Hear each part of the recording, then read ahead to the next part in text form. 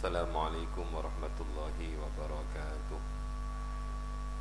Bismillahirrahmanirrahim. Subhanakallahumma rabbana la ilma lana illa ma 'allamtana innaka antal alimul hakim. Wa tub 'alaina innaka antat tawwabur rahim. Wa taqabbal minna innaka antas sami'ul alim. وعلمنا من لدنك علما نافعا يا ذا الجلال والإكرام اللهم افتح لنا حكمتك وانشر علينا رحمتك يا ذا الجلال والإكرام رب اشرح لي صدري ويسر لي أمري واحلل عقدة من لساني يفقه قولي برحمتك يا أرحم الراحمين.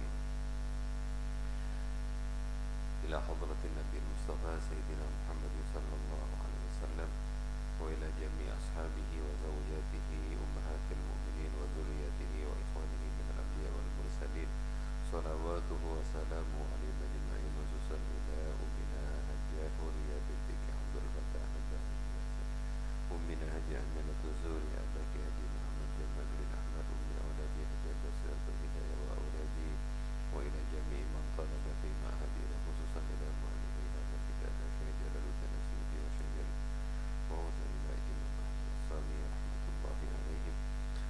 الفاتحة. أعوذ بالله من الشيطان الرجيم. بسم الله الرحمن الرحيم.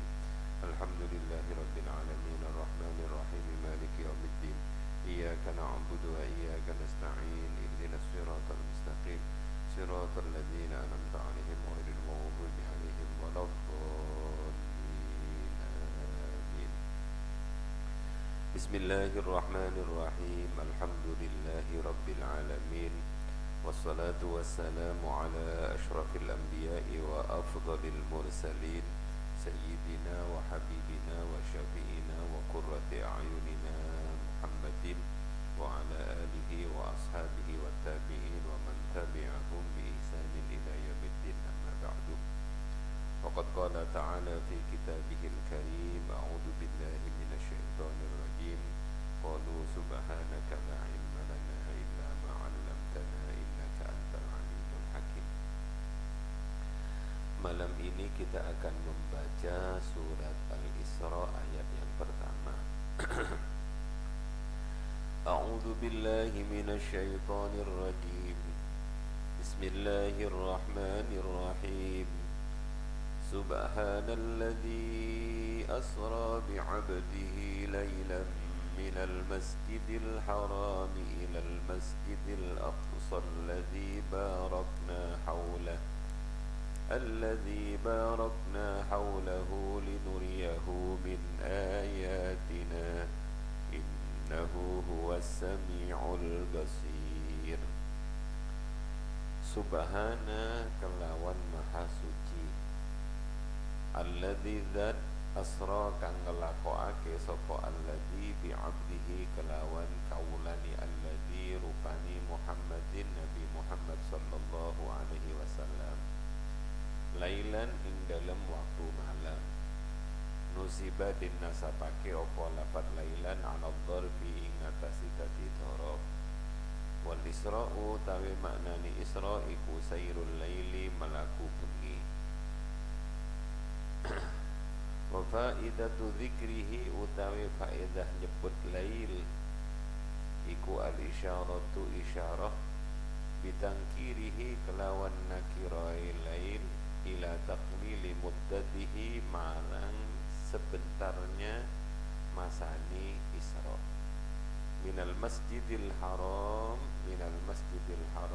saking masjidil haram ay Makkah tegese Makkah ilal masjid marang masjid al aqsa kang aqsa ay baitil maqdis libu'dihi koronu dinamai al aqsa libu'dihi koronu adoi masjidil aqsa minhu saking masjidil haram alladzi ya masjidil aqsa barakna paling berkah sapa ingsun Allah haulahu ing kiwa tengani masjidil aqsa bitimari kelawan buah-buahan wal anhari lan pengawan pira-pira pengawan. Sini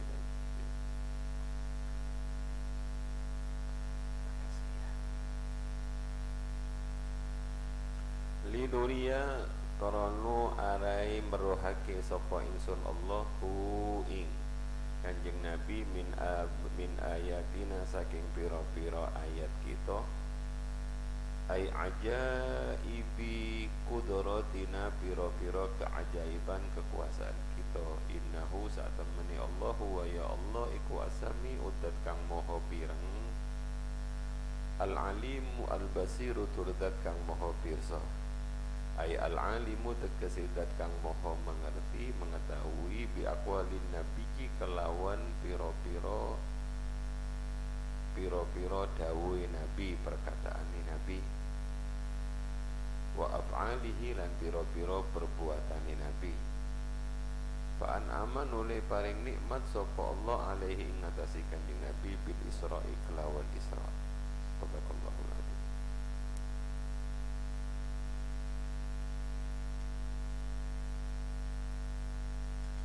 Bismillahirrahmanirrahim. Bulan Rajab itu adalah bulan yang sangat amat mulia.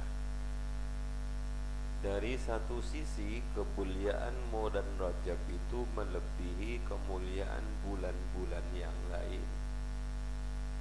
Karena tidak pernah dalam sejarah terjadi sebuah peristiwa yang sangat amat luar biasa,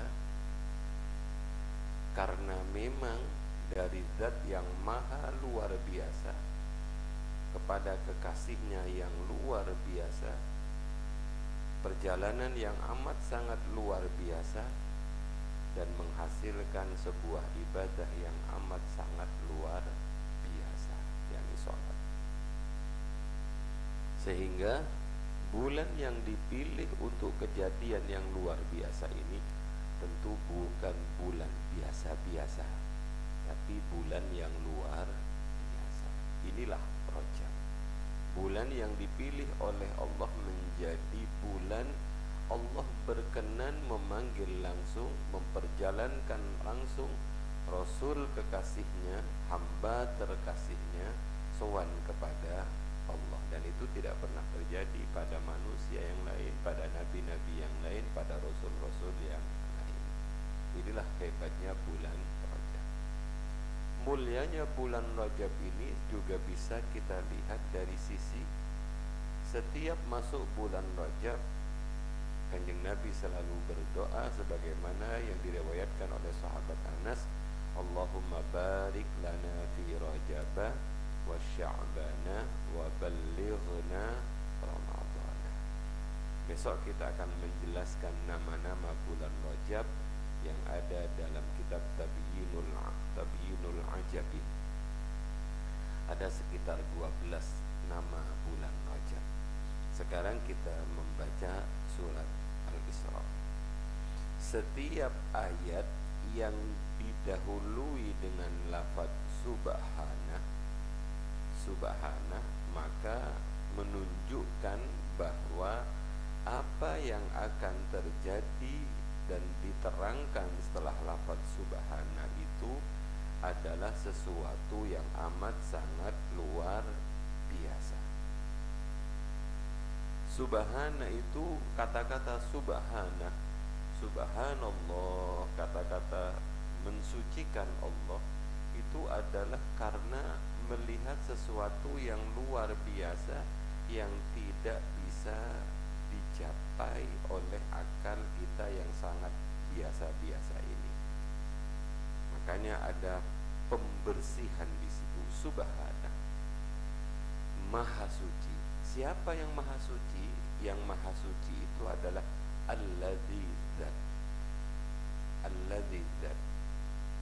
Karenanya kejadian Isra wal Mi'raj, Asra Dzat yang apa? Asra Dzat yang memperjalankan, mengisrakan. Maka kejadian Isra wal Mi'raj ini adalah kejadian yang luar biasa, yang susah diterima oleh akal yang sederhana ini. Hanya keimanan yang bisa menerima kejadian Isra wal Mi'raj ini. Karenanya ketika Nabi selesai melaksanakan Isra wal Mi'raj, Nabi menceritakan kejadian Isra wal Mi'raj ini kepada para sahabatnya.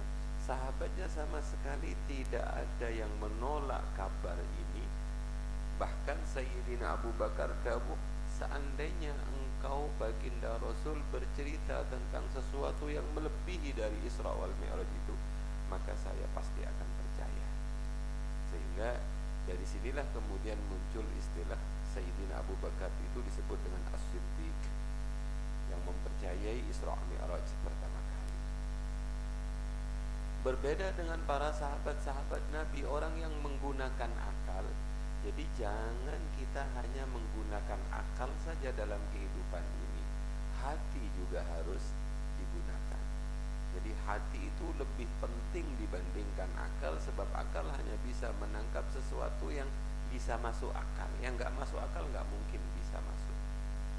Nah, orang-orang waktu itu begitu mendengar cerita baginda Nabi itu, ada salah seorang yang kurang ajar. Kurang ajarnya itu bilang begini, Muhammad, kalau kamu betul-betul melakukan sesuatu yang luar biasa itu, coba angkat kaki kananmu. Begitu Kanjeng Nabi mengangkat kaki kanan, jangan kau turunkan kaki kananmu, angkat kaki kirimu, bareng-bareng, jangan diturunkan. Kalau kamu bisa, maka saya akan percaya kamu telah melakukan perjalanan Isra wal Mi'raj. Nabi nggak bisa, karena memang waktu itu Nabi nggak dikehendaki seperti itu. Oleh karenanya orang ini kemudian ingin memalukan para sahabat. Dia datang kepada Sayyidina Abu Bakar, wahai Abu Bakar, sahabatmu mengatakan bahwa dia telah melakukan perjalanan yang luar biasa jauhnya, kemudian naik ke atas. Apakah kamu percaya? Kata Sayyidina Abu Bakar, jangankan seperti itu, lebih dari itu pun saya akan percaya. Bagaimana cara kamu menlogikakan apa yang terjadi?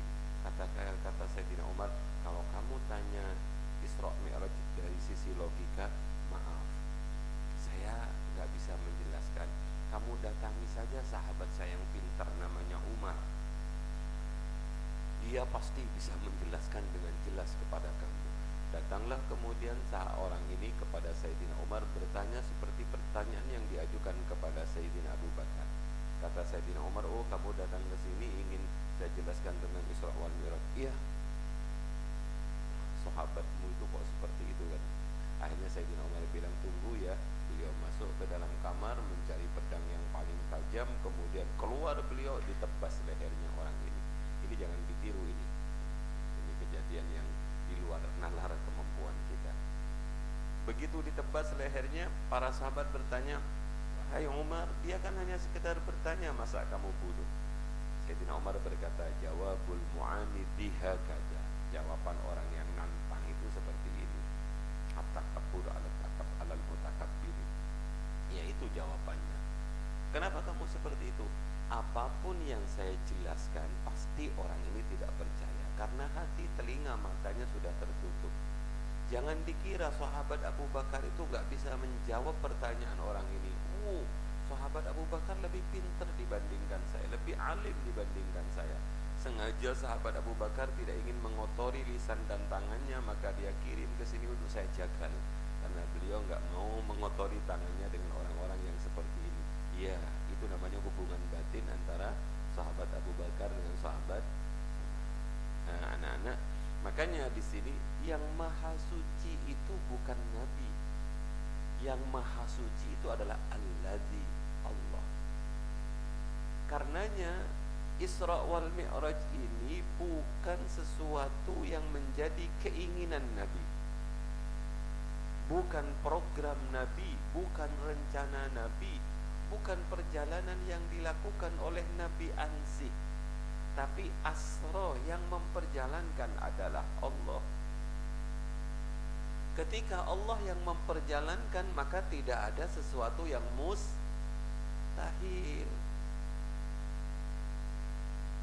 Dalam kitab Al-Hikam, ketika Ibnu Ajibah menjelaskan tentang sawabikul himami la takhriqu aswaral aqdari, keinginan yang menggembu tidak bisa menembus tirai takbir dari Allah, beliau mencontohkan begini.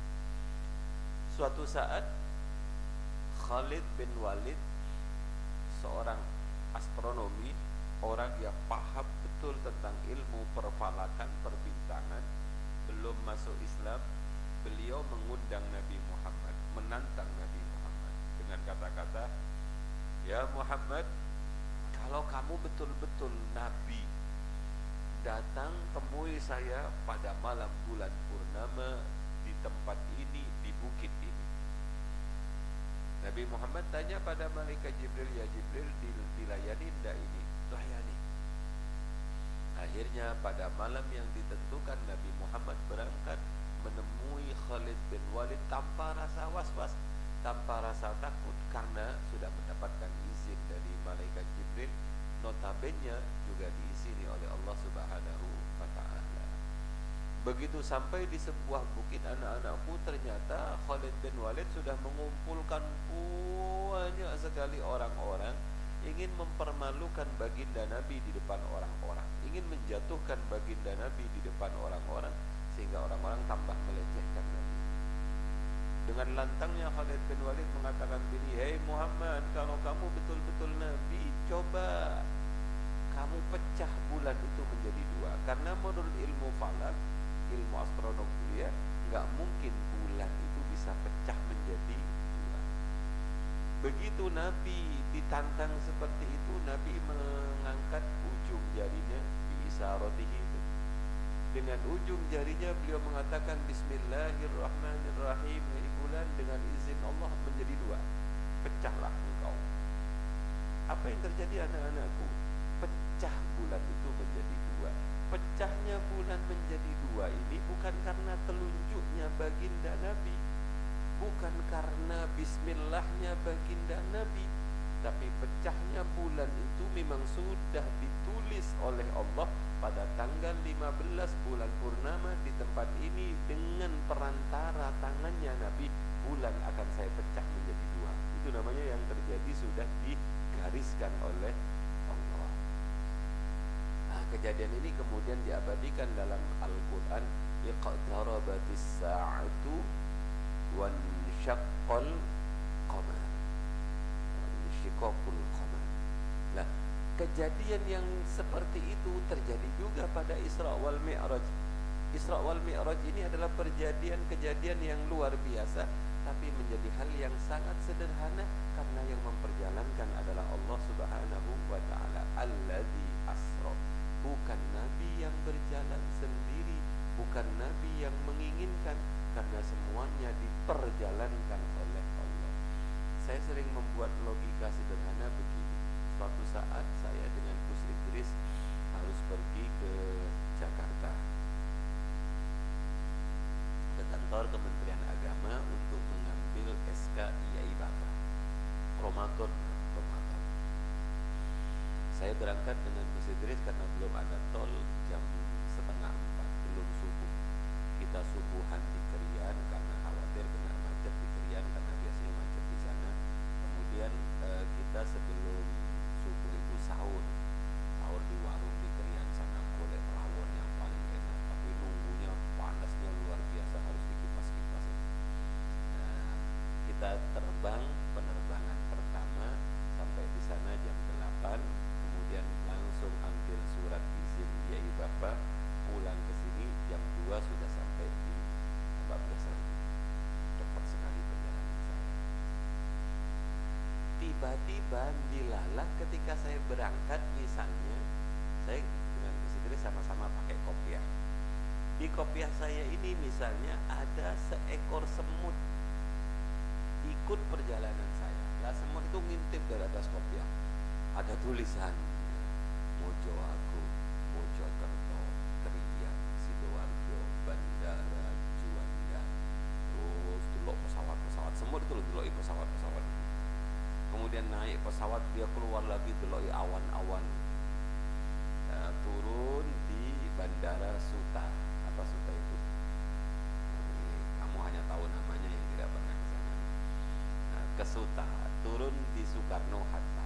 Begitu turun di Soekarno Hatta, kita naik taksi menuju kantor Kementerian Agama dekatnya Monas itu. Nah, semua itu delok Monas.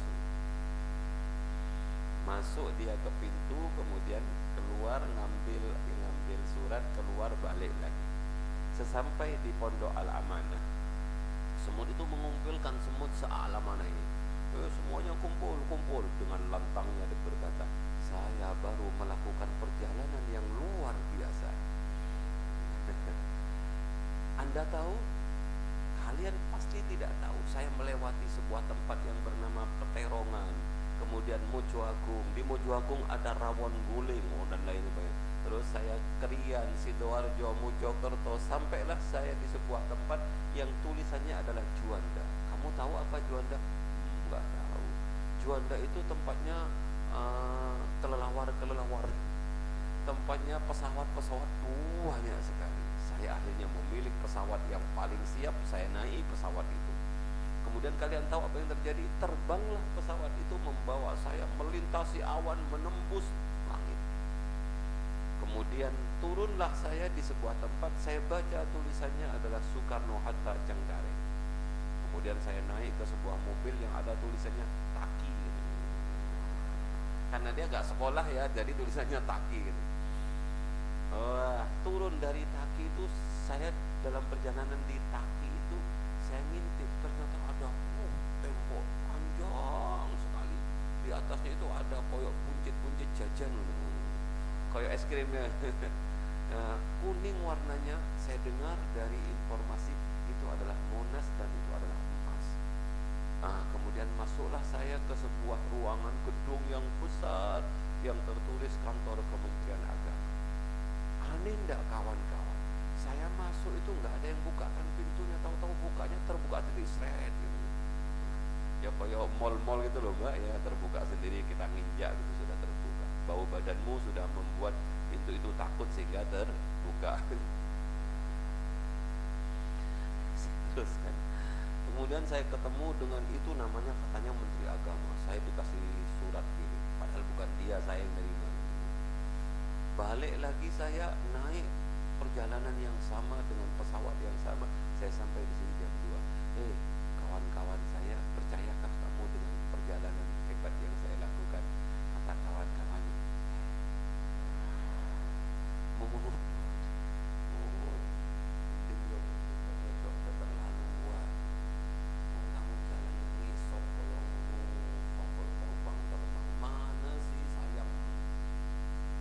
logikanya begitu.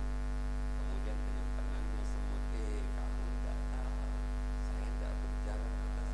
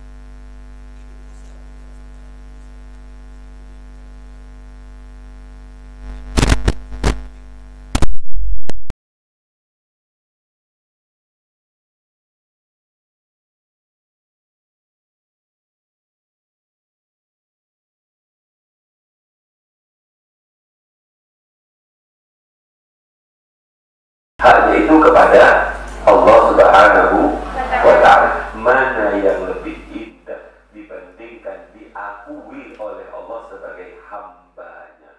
Tidak ada yang lebih mulia, tidak ada yang lebih tinggi dibandingkan ketika seseorang itu mendapat pengakuan langsung dari Allah dan ditulis dalam Al-Quran bahwa Kanjeng Nabi itu adalah abdihi. Paham ya?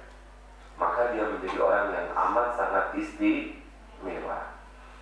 Lafaz bi'abdihi ini juga seperti yang ada dalam firman Allah yang lain, fa'auha ila 'abdihi ma auha.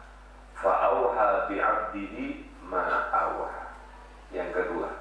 Yang ketiga, lafaz bi'abdihi ini juga mengajarkan kepada kita bahwa yang di Isra Mi'rajkan itu bukan hanya ruh, tapi jasad juga secara utuh. Bukan hanya ruhnya, tapi jasad Nabi juga diisrakan. Sebab ada pendapat yang mengatakan Nabi Isra itu badannya tidak kok, hanya ruhnya saja yang dibuat jalan-jalan. Batallah pendapat ini dengan kata-kata bi'abdi. Kalau hanya jalan-jalan ruhnya itu, sampai juga bisa mikir. Orangnya di sini tapi ngelamunnya kemana-mana, kamu seringan? Ngelamun rumahnya di Jakarta, ngelamun. Ini saja nih, hari-hari begini kalau saya ada di Jakarta, kamu enak. Yang Palembang juga ngelamun Palembang. Dalam sedetik kamu sudah bisa sampai ke Palembang kan? Apa itu? Lamunannya. Tapi di abdi ini badan dan jasadnya. Subhanalladzi asra bi abdihi. Siapakah abdihi di sini? Ditulis oleh tafsir Jalalain Muhammadin, Kanjeng Nabi Muhammad sallallahu alaihi wasallam. Lailan ini dalam waktu malam. Kenapa disebut lailan? Lailan itu disebut dalam bentuk nakirah dan dibuat nasab karena menjadi dhorof ing dalam waktu malam. Salah satu faedah menyebut lailan dengan lafaz lailan itu menunjukkan ila taqlili muddatihi. Ila taqlili muddatihi menunjukkan sebentarnya masa perjalanan Nabi. Kalau tidak salah, jarak dari Mekah ke Masjidil Aqsa itu sekitar 1.300-an kilometer. Kayak dari sini ke pertengahan 1.300 cm itu. Perjalanan dari Masjidil Haram menuju ke Masjidil Aqsa, dari Mekah menuju ke Yerusalem, ke Palestina, itu jarak tempuhnya adalah 1.300 sekian kilometer. Padahal dari sini ke Surabaya itu hanya sekitar 80 kilometer. Bolak-balik berapa kali itu silahkan hitung sendiri. Lah, kita ke Surabaya tidak ada tol, itu bisa-bisa sampai 2-3 jam. Perjalanan Nabi dari Masjidil Haram menuju ke Masjidil Aqsa yang dilakukan di malam hari itu perkiraannya di sini 4 sa'atin. Berapa? 4 jam. Wakilah salas. Ada yang mengatakan pendapat 3 jam. Ada yang mengatakan biqadri lahdatin. Lahdatin itu saat dipang. Ya, dan banyak sekali pendapat-pendapat. Yang jelas tidak sampai pagi. Kenapa? Karena Nabi, buktinya Nabi itu ketika itu berada di dekat Ka'bah. Kemudian Nabi dilakukan pembedelan bedah itu ya. Dibedah, kemudian dibersihkan hatinya, dicuci dengan air zam-zam, kemudian beliau diajak langsung berjalan memakai buraq dari Masjidil Haram menuju ke Masjidil Aqsa, dari Masjidil Aqsa menuju ke Sidratul Muntaha, kemudian memasuki sebuah ruangan, sebuah tempat yang tidak ada yang bisa memasuki, sampai Jibril pun nggak bisa. Nabi balik lagi ke tempat yang sama, tempatnya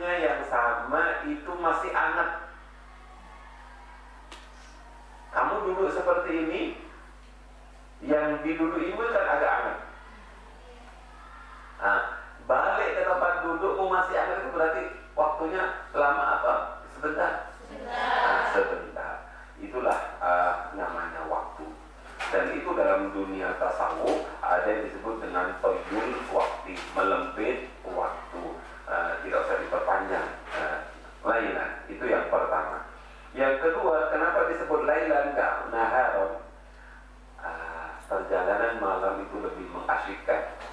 Yang kedua, perjalanan malam anti macet dan lain sebagainya. Silakan kamu pikir sendiri, kenapa sih Isra Mi'raj itu dipilih malam? Ya karena mulianya malam, silahkan. Atau paling tidak kamu bisa mengambil pelajaran, kalau kamu ingin melakukan perjalanan yang mulia, kemudian naik ke sebuah tempat yang mulia, maka gunakan malam sebagai media. Paham kan? Kalau kamu ingin naik derajatnya, sebagaimana derajat Nabi naik ke Sidratul Muntaha, maka jangan sepelekan malam. Jangan gunakan malammu seperti mengaung seperti singa. La takun mithla fulani. Janganlah kamu seperti si fulan. Kenapa? Dia tidur semalam suntuk, malam-malam bangun hanya untuk pipis, kemudian tidur lagi.